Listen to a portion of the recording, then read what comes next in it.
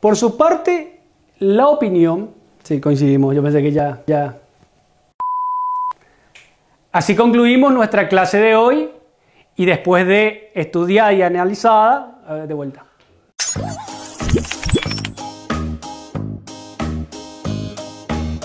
Bienvenidos chicos a nuestra clase número 13 de comunicación. Soy el profesor Juan Tomás Fonseca y en esta oportunidad estaremos desarrollando los siguientes contenidos. En primer lugar, aprenderemos lo que es una idea central y cómo se diferencia esta de una idea principal y esta a su vez de las secundarias. ¿Cuáles son sus características? Vamos a reconocer lo que es un párrafo y cuáles son sus tipos.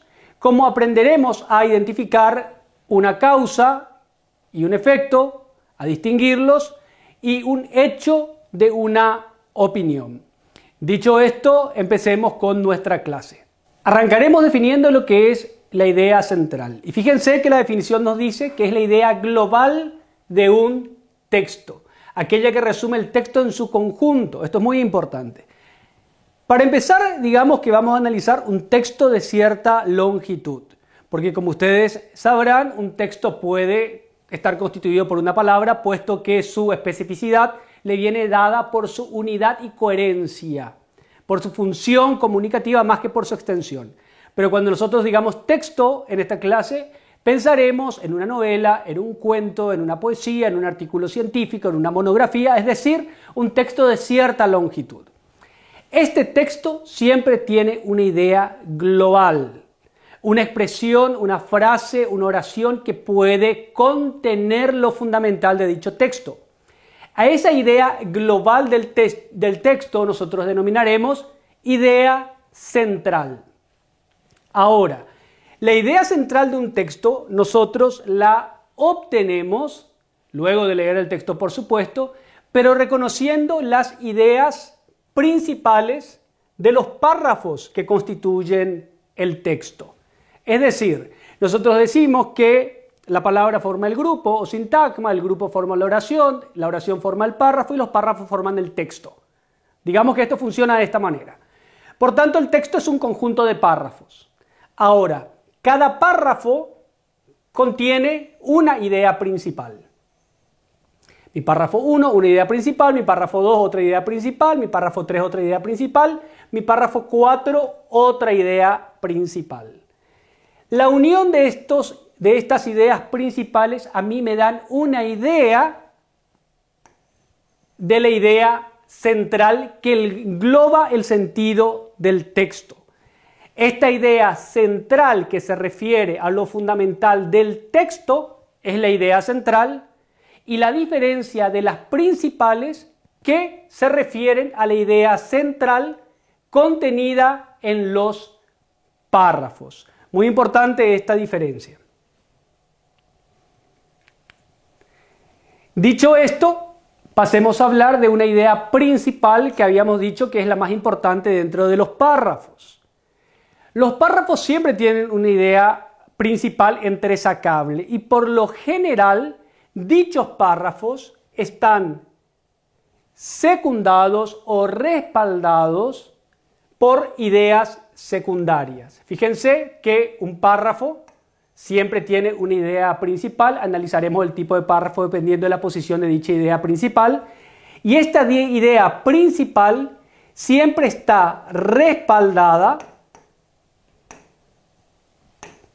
por ideas secundarias que expanden su significado, especifican su significado o añaden valores de distinto tipo.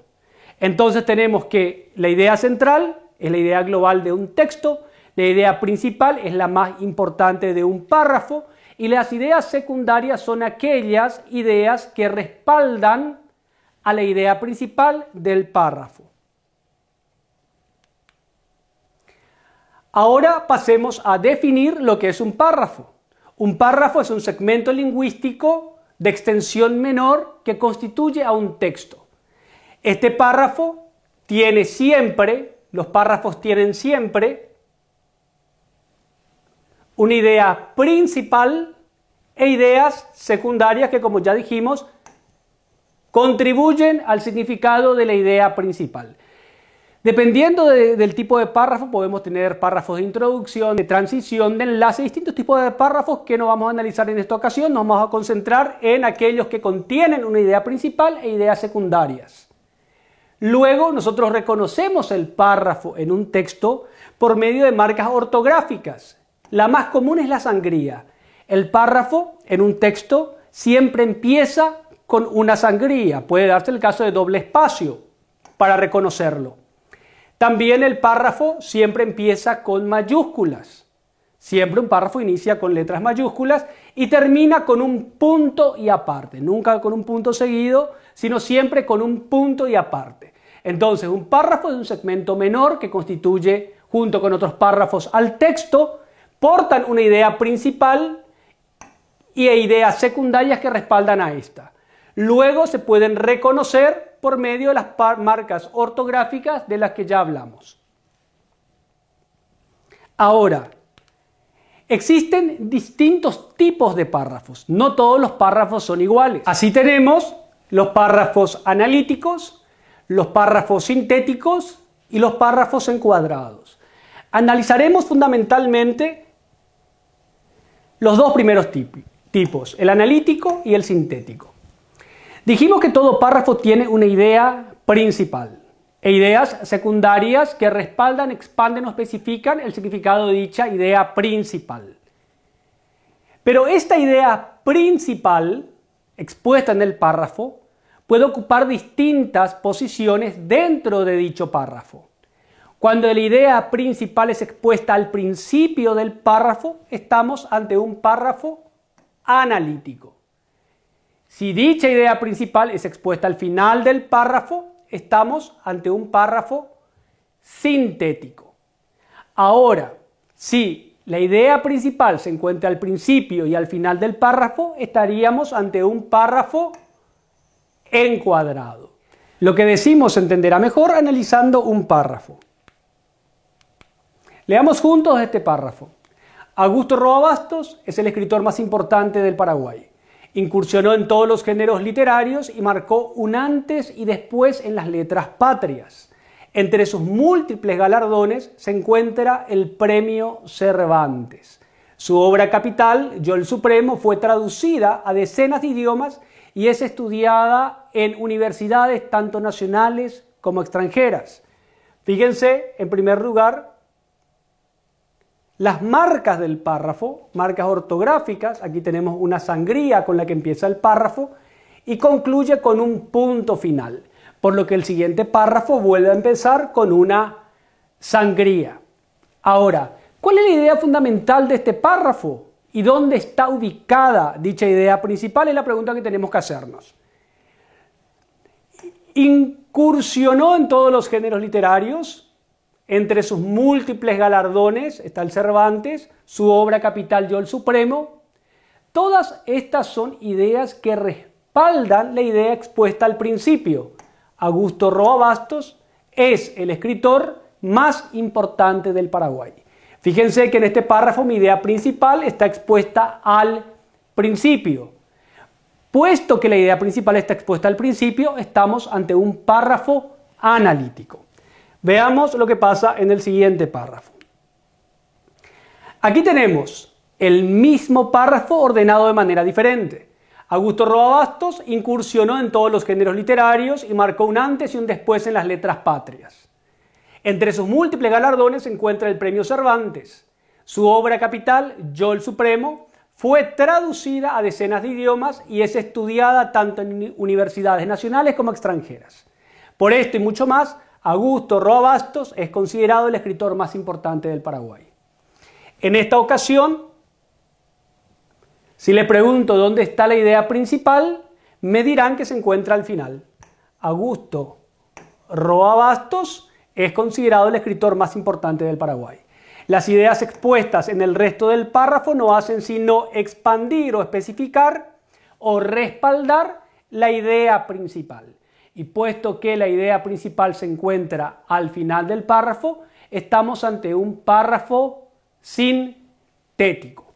Espero que se haya entendido bien esta idea. Dijimos que vamos a analizar estos tipos de párrafos en el encuadrado la principal aparece al principio y aparece al final. Esa es la diferencia. Ahora pasemos a definir y diferenciar dos conceptos muy importantes. Por un lado tenemos el concepto de hecho y por otro lado el concepto de opinión. Es muy importante en literatura como en la vida en general aprender a diferenciar estos dos conceptos.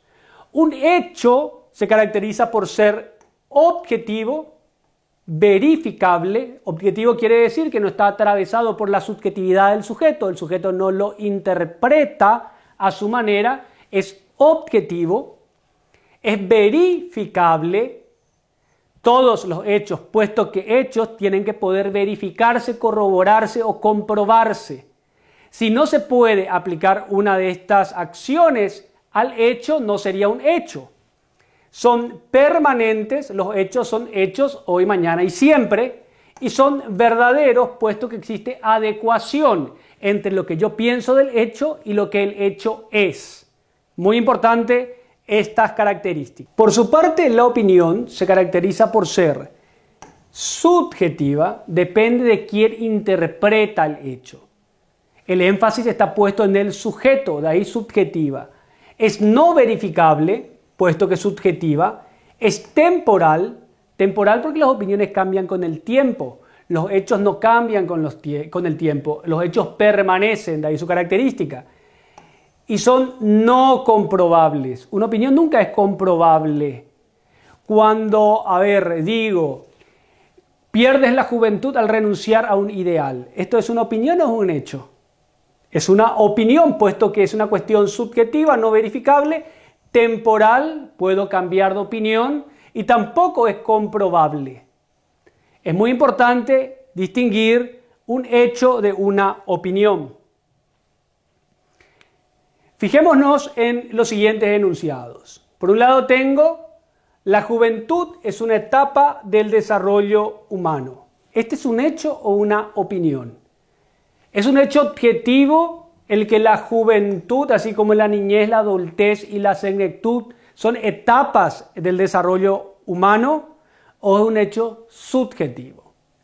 Es un hecho objetivo, puesto que objetivo estamos ante un hecho. Sin embargo, la juventud es la mejor etapa de la vida, está manifestando lo que alguien, un sujeto, una persona, piensa acerca de la juventud. Y puesto que nos está comunicando lo que este alguien, sujeto o persona piensa respecto a la juventud, estamos ante un hecho subjetivo. Y puesto que es subjetivo, estamos ante una opinión. Otro tándem de palabras, otra pareja de palabras o de conceptos que hay que aprender a discriminar y diferenciar son los de causa y efecto. Es muy importante. La causa es la variable que genera determinadas consecuencias. La causa es aquel hecho, aquella circunstancia, aquel comentario que genera consecuencias. Las consecuencias, por su lado, son aquellas variables derivadas de una causa, generadas por una causa. Un ejemplo sencillo, pero que grafica la idea central, es llovió toda la noche, podríamos decir que es la causa. La tierra está mojada, puesto que llovió toda la noche, la tierra está mojada, consecuencia. Aquí es muy clara la diferencia. En los textos ustedes tienen que aprender a diferenciar las distintas causas que hicieron que el personaje se comportara de esta manera. Causas mediatas, lejanas, inmediatas, cercanas, que generaron tal conducta en el protagonista. Pero lo que tiene que quedar es que la causa es la variable que genera las consecuencias.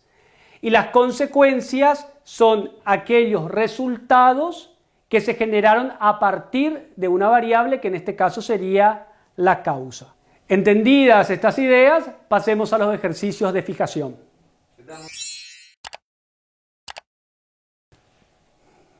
Así concluimos nuestra clase de hoy y tienen que ser capaces ahora de identificar una idea central, distinguirla de las ideas principales y de las secundarias, definir lo que es un párrafo y reconocer los tipos de párrafos, diferenciar los hechos de las opiniones y las causas de sus efectos.